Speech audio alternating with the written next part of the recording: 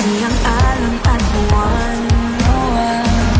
O tuwid gusto mo na tayo umuwi, inalala ang dilim. Titigal lang kita, sapat na. Halo penghuni planet cinta dimanapun kalian berada, saya doakan semoga sehat selalu dan dilimpahkan rezekinya. Amin. Selamat datang kembali di channel yang bukan cuma ngebahas alur film, tapi juga membedah isi hati. Tempat di mana film bukan hanya tontonan, melainkan sebuah perasaan. Di video kali ini saya akan merangkum sebuah film romantis berjudul An Inconvenient Love. Film ini mengisahkan tentang seorang pemuda kaya yang jatuh cinta dengan gadis pelayan toko, di mana keduanya selalu memimpikan cinta yang nyaman dan penuh kebahagiaan. Namun faktanya cinta mereka diliputi akan luka, beban, dan juga kesedihan. Bagaimana kelanjutan kisahnya? Namun sebelum itu, bagi kalian yang suka dengan channel ini, jangan lupa like, subscribe, dan aktifkan juga lonceng notifikasinya. Ya, tanpa banyak cincang keling lagi, siapkan posisi jauhi keramaian, hindari godaan mantan, dan kisah pun dimulai. Uring manggagawa! Lumalaman! Uring manggagawa! Lumalaman! Kisah dibuka dengan aksi demonstrasi di sebuah perusahaan yang dipicu oleh adanya PHK massal. Dengan suara lantang, para pendemo pun menuntut hak dan pembayaran uang pesangon. Di sana juga nampak seorang lelaki bertopeng yang sedang membagikan minuman. Karena tak kunjung dapat respon dari pihak perusahaan, bentrokan pun akhirnya terjadi.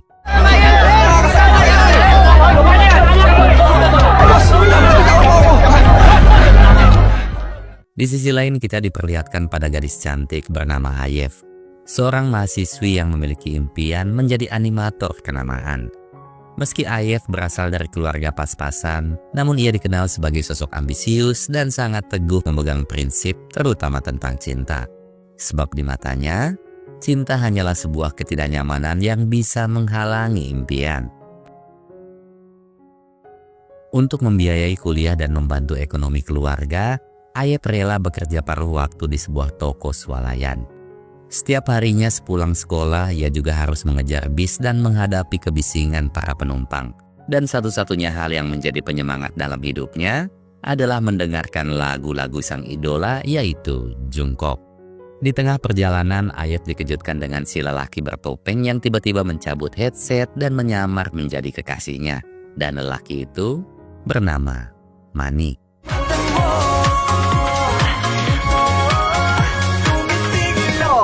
Sakay ka lang, please. Hoi, hoi, hoi! Meski sempat bingung, namun pada akhirnya Ayef pun mau membantu Mani. Bahkan untuk bisa meyakinkan para petugas, Ayef dengan polosnya mengajak Mani untuk ciuman. Para petugas yang masih tak percaya lantas meminta Mani untuk menunjukkan isi tasnya. Namun tiba-tiba... Akin na! Amin na! Ang kamay! Ano yan? Hindi, boss. Kasi... Let's go!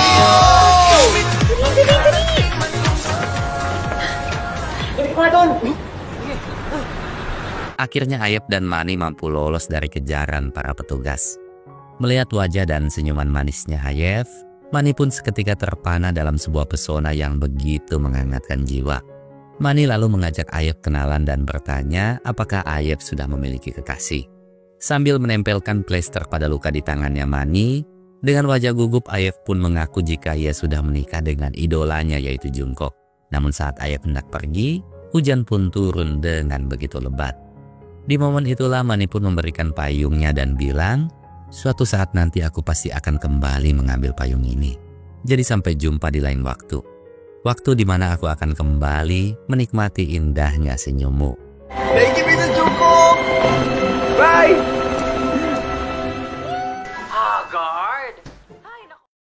Di toko tempatnya bekerja, Ayef memiliki teman-teman yang sangat perhatian dan selalu mendukung impiannya. Mereka adalah Lilis, Susan, dan juga Jo. Saat sedang menyusun barang, Ayef tanpa sengaja melihat luka lebam di tangannya Susan. Ayef lalu bertanya pada Jo tentang apa yang terjadi pada Susan. Jo pun menjelaskan bahwa luka itu disebabkan oleh kekasih Susan yang sangat temperamental. Mendengar hal itu, spontan Ayef pun bilang, itulah mengapa hingga kini ia tak ingin menjalin hubungan percintaan. Sebab cinta seharusnya menghadirkan kenyamanan, bukan malah sebaliknya. Cultural phenomenon that arises. Lahat naman tayo, di ba, nababaliw kapag nai-in-love? Sambil menunjukkan desain animasinya, Ayef memberitahu Joe tentang proses seleksi magang di perusahaan Singapura yang saat ini sedang ia jalani. Ayef sangat berharap bisa lolos dalam seleksi itu, karena dengan begitu, ia memiliki kesempatan untuk memperbaiki kehidupan keluarga sekaligus mewujudkan apa yang selama ini ia impikan. Berbanding terbalik dengan Ayef yang berasal dari keluarga pas-pasan, Manny ini nyatanya adalah anak dari seorang pengusaha kaya bernama Wilfredo Siena. Di kediamannya Manny tinggal bersama adik tirinya yang memiliki keterbelakangan mental, yaitu Dobbs. Meski begitu, Manny sangat menyayangi Dobbs seperti adik kandungnya sendiri. Manny bahkan menolak melanjutkan perusahaan sang ayah hanya demi membuka toko tanaman sesuai dengan apa yang Dobbs impikan. Dad, it's just one dinner. Karena dalam waktu dekat Manny dan Dobbs akan berulang tahun, Manny pun menelepon sang ayah untuk makan malam bersama di pesta ulang tahunnya nanti. Namun bukannya senang, sang ayah malah mengajukan sebuah kesepakatan. Jika Manny memang ingin dirinya datang ke pesta itu, maka Manny harus mau menjadi penerus perusahaannya. Meski Manny menjelaskan bahwa saat ini ia sedang menjalankan bisnis toko tanaman, namun sang ayah sama sekali tak peduli akan hal itu. Sebab di matanya, bisnis yang sedang dijalankan Manny sangatlah tak berguna. Yang tentu saja ucapan sang ayah membuat Manny begitu kecewa. Nabala ko pa po i-finish yung background Nag-try lang po talaga ako na. This looks okay. Ayef adalah anak tunggal dari pasangan suami istri yaitu John dan Monique. Kehidupan rumah tangga mereka selalu diwarnai pertikaian akibat John yang hingga kini belum memiliki pekerjaan. Sedangkan Monique harus bekerja banting tulang sebagai petugas kebersihan hotel. Menyaksikan pertikaian itu, Ayef pun hanya bisa terdiam menyembunyikan luka di hatinya. Trabaho hindi. Para sa inyo to! Guna menghilangkan kesedihan yang ada, Ayef pun iseng membuka IG dan tanpa sengaja menemukan video Manny di tengah aksi demo. Seketika Ayef teringat kembali momen pertemuannya dengan Manny. Momen di mana dirinya untuk pertama kali bisa tertawa lepas. Namun tanpa Ayef sadari, Manny pun sedang terbelenggu akan senyuman manisnya Ayef.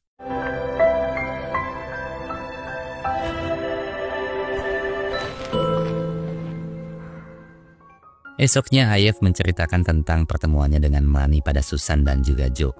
Karena penasaran, keduanya pun mulai menanyakan tentang identitas, pekerjaan dan juga medsosnya Manny.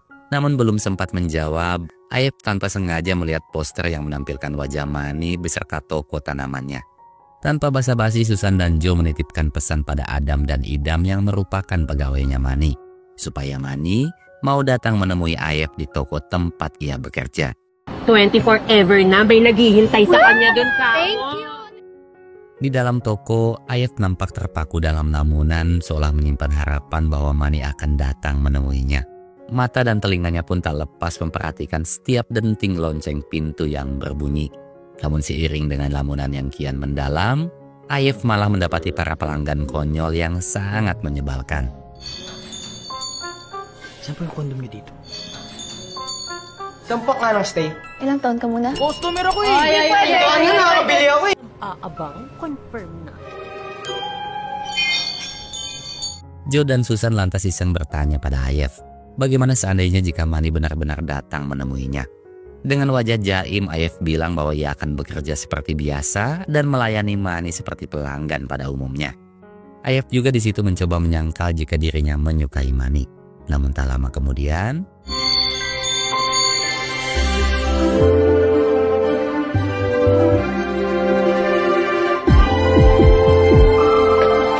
AF. Nice to meet you again, AF. tatapan dan senyuman Manny seketika menuntun Ayef dalam lamunan kebahagiaan. Sejenak semesta pun seakan terhenti menyaksikan dua sejoli yang mencoba memadu hati. Karena tak ingin menjadi bahan olokan Susan dan juga Joe, Ayef mencoba bersikap jaim di hadapan Manny. Namun Manny selalu saja mampu menarik perhatian Ayef dengan canda dan untayan kalimat yang sangat membuai hati. Sebelum pergi, Manny kembali menyisipkan sebuah kalimat pada Ayef. Terima kasih atas senyum dan tatapanmu yang telah menenangkan hati ini. Dan satu hal lagi, aku pasti akan kembali menemuimu. See you, AF. Balik po kayo, sir. Guna mencari tahu tentang status dan kepribadian Manny, sewaktu istirahat Lilis, Susan, dan Joe memaksa Ayef untuk menstalking IG-nya Manny. Namun saking antusiasnya, Joe tanpa sengaja memberi like pada salah satu postingan IG-nya Manny. Di sisi lain, Manny yang juga sedang menstalking IG-nya Ayef sontak semakin terpancing untuk kembali mendekati Ayef. Lily, Susan, dan Joe lantas menyarankan Ayef untuk membuka hatinya pada Manny. Namun Ayef menolak sebab dunia Manny dan dunianya sangatlah jauh berbeda. Sebagai orang kaya, Manny bisa menggapai apapun yang ia mau. Sedangkan gadis miskin sepertinya harus berjuang dan tak memiliki banyak kesempatan untuk mendapatkan apa yang diinginkan. Jadi Ayef tak ingin membuang impiannya hanya demi lelaki kaya seperti Manny. Gusto ko siya makilala. Kailangan ko siya makilala. Malam itu juga, Manny mendatangi Ayef dan mengajaknya makan malam. Awalnya Ayef menolak ajakan Manny. Namun setelah Joe dan Susan memaksanya, Ayef pun bersedia asalkan tak boleh lebih dari 15 menit. Sambil menyantap hidangan sederhana, Manny mulai membuka pembahasan dengan memuji desain animasinya Ayef. Namun Ayef yang masih saja jaim malah mengomeli Manny karena telah menstalking IG-nya. Alhasil Manny pun membalas dengan bilang, "Bukankah kau yang lebih dulu menyukai postingan IG-ku?" Stalker ka? Ikaw una nag-like ng picture ko. Setelah sejenak terdiam, Ayef mulai memberitahu Manny tentang impiannya menjadi animator di Singapura. Selain gajinya sangat tinggi, menjadi animator di sana lebih dihargai ketimbang di Filipina.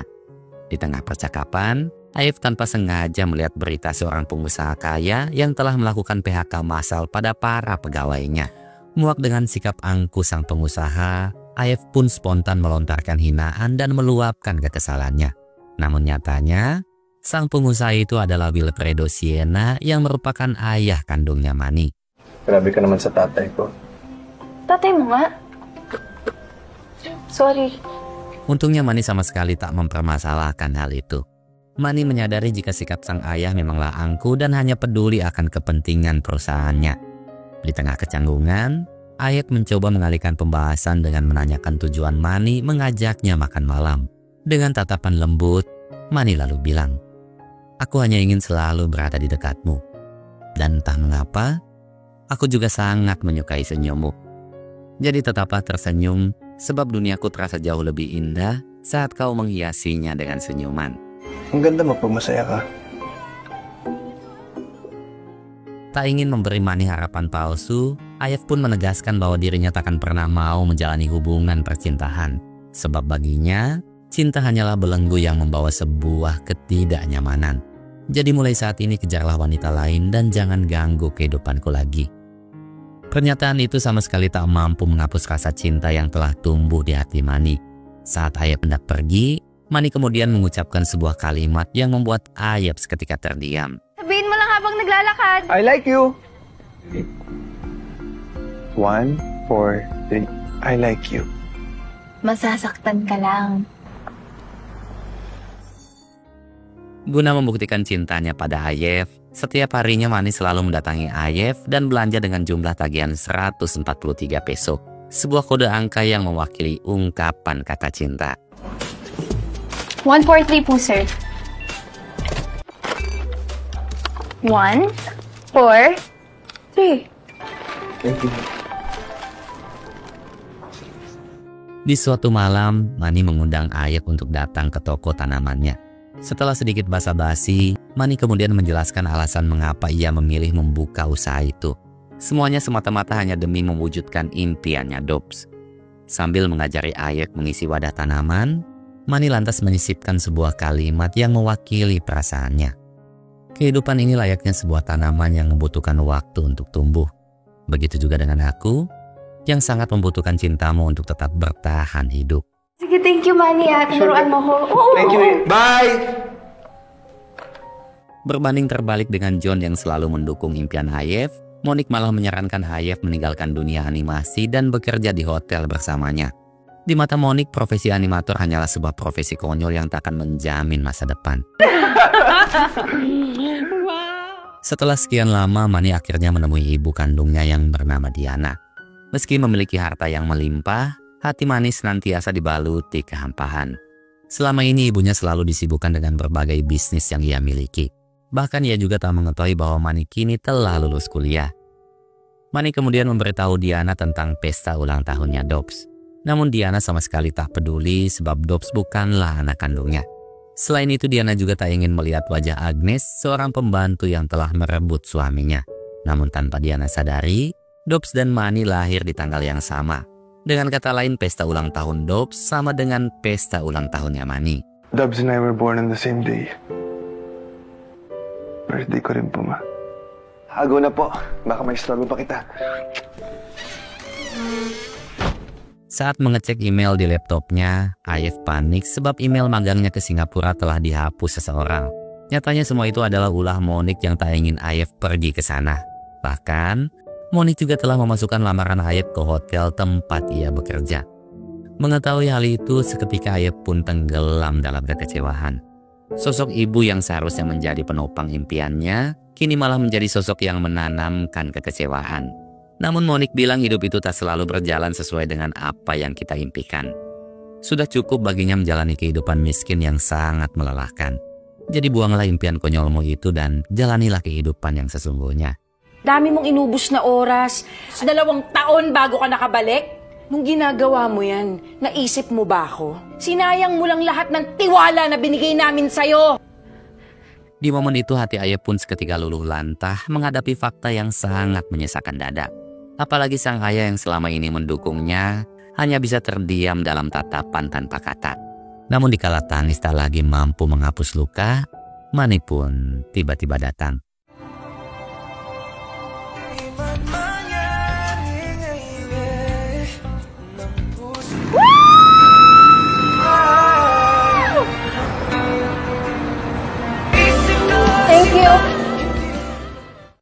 Ayef lalu mencurahkan kesedihannya pada Manny.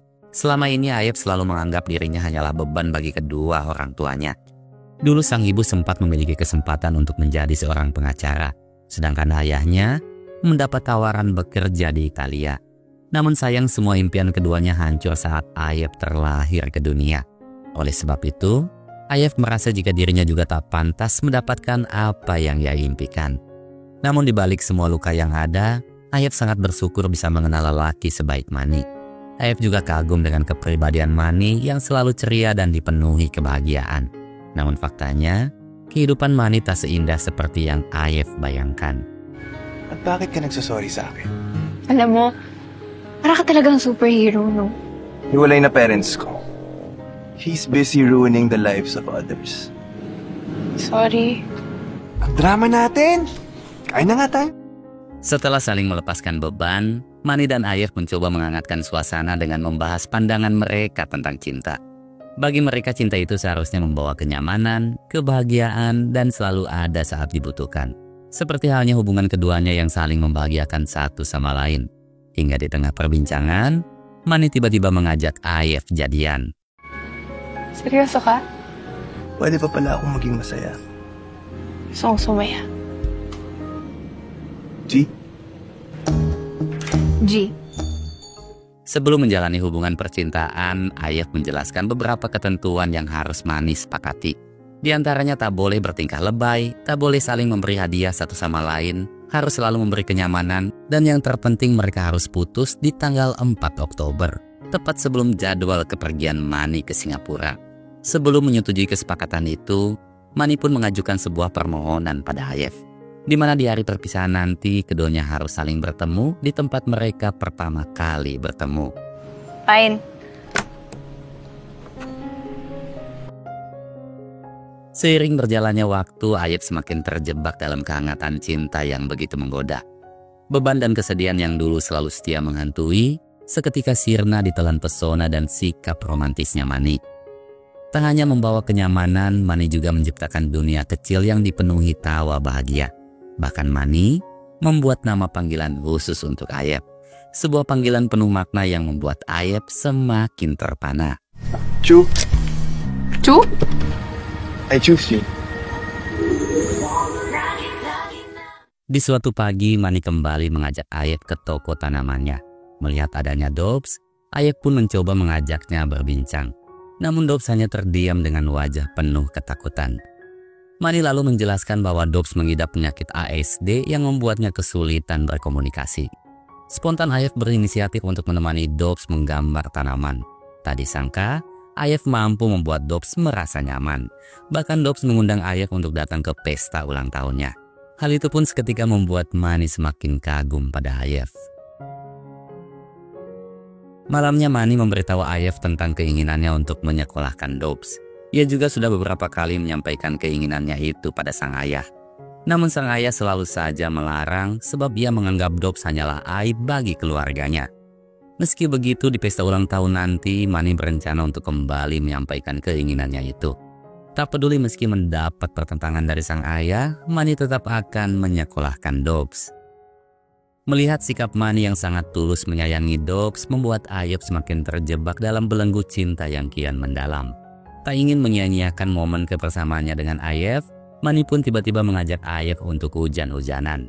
Sebuah momen sederhana yang semakin menguatkan nuansa cinta keduanya. Setiap alam at buwan, o tuwid gusto mo na tayo umuwi. Inalala ko ang dilim. Titigal lang kita, sapat na. Esoknya Ayef mendapat telepon dari bu dosen yang menyampaikan bahwa dalam waktu dekat Ayef akan diinterview oleh pihak perusahaan Singapura. John yang mengetahui hal itu pun ikut senang mendengarnya. Sedangkan di sisi lain, setelah sekian lama Mani akhirnya bisa sarapan pagi bersama ayah kandungnya. Di balik semua itu, sang ayah nyatanya ingin menanyakan tentang postingan video di mana Mani ikut dalam aksi demo di perusahaan miliknya. Dan nyatanya Dobbs lah yang menunjukkan postingan video itu. Meron pa akong mga tauhan natin na kailangan kong patahimikin. Malamnya Mani mengajak Ayef untuk belanja di IKEA. Mereka kemudian mengukir momen indah dengan melakukan simulasi layaknya sepasang suami istri. Seperti halnya memasak, nonton film bersama, dan berbagai hal lainnya. Di sela-sela momen kemesraan itu, Mani lantas mengungkapkan ketakutan terbesar dalam hidupnya, yaitu kehilangan Ayef. Mani juga memohon agar Ayef mau memperpanjang kesepakatannya. Namun Ayef di situ hanya terdiam, seolah terjebak dalam dilema antara cinta dan impian. Di ba natin pwedeng subukan? Contract extension. Sebelum pulang, Mani mengajak Ayef untuk melanjutkan romansa di apartemennya. Di tengah canda dan tawa, Ayef tiba-tiba merasa pusing dan mulai bertingkah aneh. Nyatanya itu adalah efek dari minuman alkohol yang tanpa sengaja dituangkan oleh Mani. Dalam kondisi mabuk, Ayef pun mulai mencurahkan isi hatinya pada Mani. Saat kesepakatan kita berakhir di tanggal 4 Oktober, itulah waktu di mana hatiku akan begitu tersiksa. Bahagiaku adalah saat berada di dekatmu. Seandainya Tuhan mengizinkan, aku ingin kebersamaan kita di malam ini takkan pernah lekang oleh waktu. Aku juga ingin menua dalam pelukan hangat tanganmu, bersama cintamu dan hingga ajal datang menjemputku. Pag natapos tayo, pag nag-expire yung kontrata, sana hindi matapos tong kaming to. Sontak Mani pun terjebak dalam ketakutan akan kehilangan Ayef.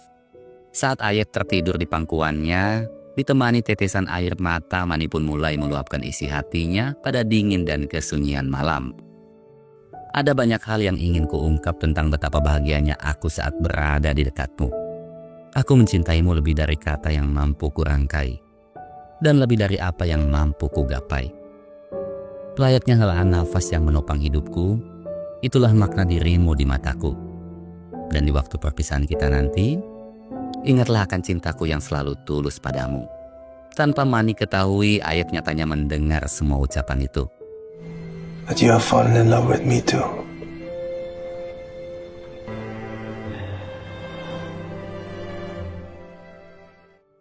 Tepat di hari ulang tahunnya, Mani mengundang Ayef makan malam bersama seluruh keluarganya.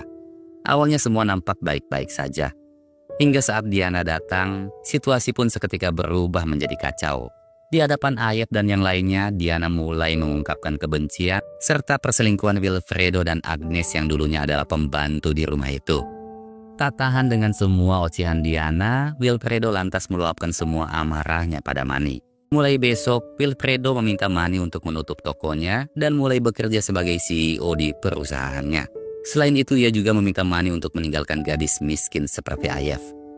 Sontak Ayef pun menggenggam tangan Manny, seolah memohon pembelaan dari Manny. Namun betapa kecewanya Ayef, karena Manny yang hanya bisa terdiam mendengar semua hinaan itu. Kaisan, tara.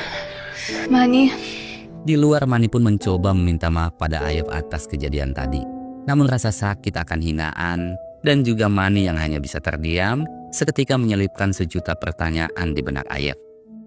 Ditemani helaan nafas dan linangan air mata, Ayef lalu menyampaikan kekecewaannya pada Manny. Jika kau tak mampu berjuang untuk dirimu sendiri, lalu bagaimana kau akan memperjuangkan cinta dan masa depan kita? Aku tak ingin menjalin hubungan jika pada akhirnya kita saling menyalahkan. Sebenarnya aku ingin melepas impianku untuk tetap bisa bersamamu. Namun kejadian tadi, seketika menumbuhkan ketakutan terbesar dalam hidupku, yaitu sebuah cinta yang dilandasi ketidaknyamanan. Paano kung umalis ako? Kasi willing na akong i-give up lahat para hindi na ako malayo sa'yo. Pero hindi na ako worth it. Ayoko maging katulad tayo ng magulang ko. Sontak Manny pun tenggelam dalam kekecewaan yang begitu mendalam. Setelah segala momen indah yang telah mereka lewati bersama, mengapa Ayef dengan mudah ingin melepas semuanya?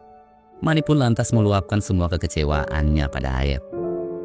Cinta itu tak hanya sebatas tentang kebahagiaan, melainkan juga tentang luka, air mata, dan pengorbanan tanpa batas.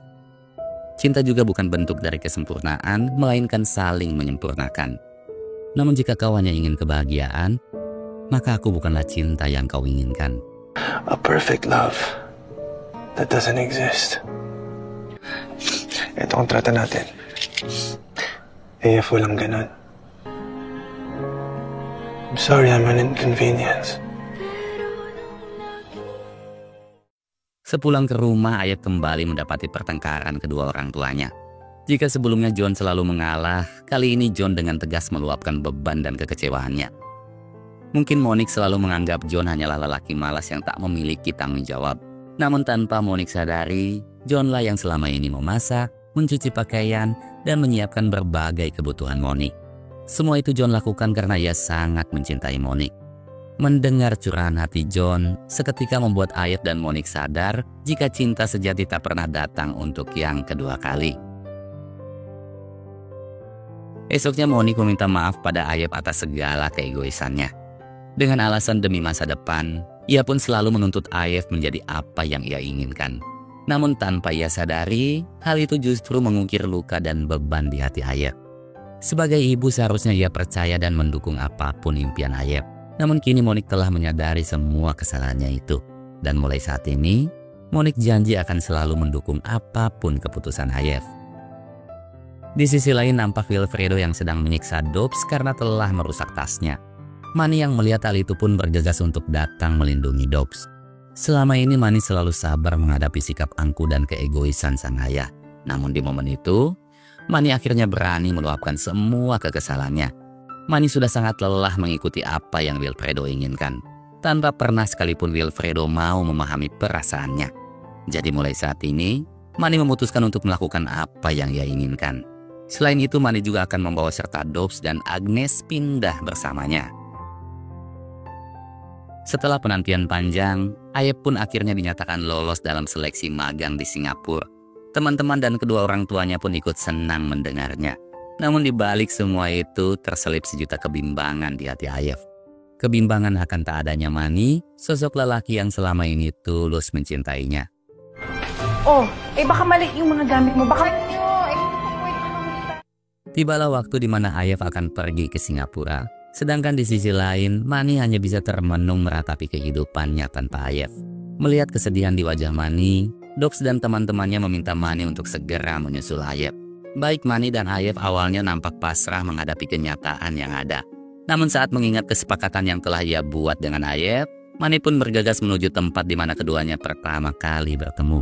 Begitu juga dengan Ayef yang meminta sang ayah untuk menuju bandara terlebih dahulu. Kung hindi malilate ka, bakit hindi umabot? Opo, sige!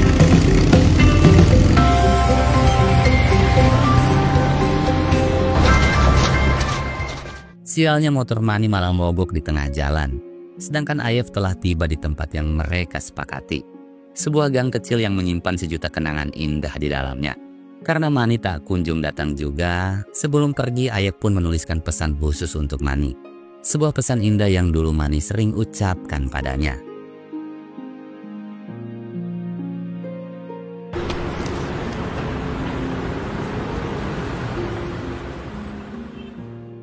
Tak tinggal diam, Mani lantas bergegas mencari keberadaan Ayef. Meski sempat terjebak di tengah aksi demo, Mani tetap berusaha menemukan Ayef dengan sisa harapan yang ada. Namun dikala Mani mulai tenggelam dalam keputusasaan, tiba-tiba terdengar suara lembut seorang wanita memanggil namanya. Dan ternyata wanita itu adalah Ayef.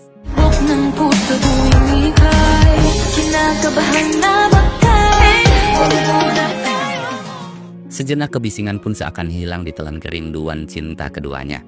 Setelah saling meminta maaf, untuk pertama kali Ayef pun mau mengakui perasaan cintanya pada Mani. Ayef juga janji, meski nantinya cinta ini membawa ketidaknyamanan, aku pasti akan tetap memperjuangkannya. Mendengar hal itu, Mani pun seketika tersentuh dan bilang, akulah orang pertama yang akan menyambut kepulanganmu nanti. Dan aku jugalah orang yang akan membawamu dalam dekapan cinta tak berujung. Hingga tiba-tiba, film pun selesai. Film ini mengajarkan kita bahwa cinta sejati bukan sebatas tentang kebahagiaan dan kenyamanan, melainkan juga tentang luka, air mata, dan pengorbanan tanpa batas. Cinta juga bukan kesempurnaan, melainkan saling menyempurnakan. Ya, terima kasih buat kalian semua penghuni planet cinta yang sangat-sangat saya kasihi, karena tanpa adanya kalian saya tidak mungkin bisa gajian. Ya, sekian recap alur filmnya, saya Joni pamit pulang, wassalam, dan sampai jumpa di kisah cinta yang selanjutnya. Bye-bye.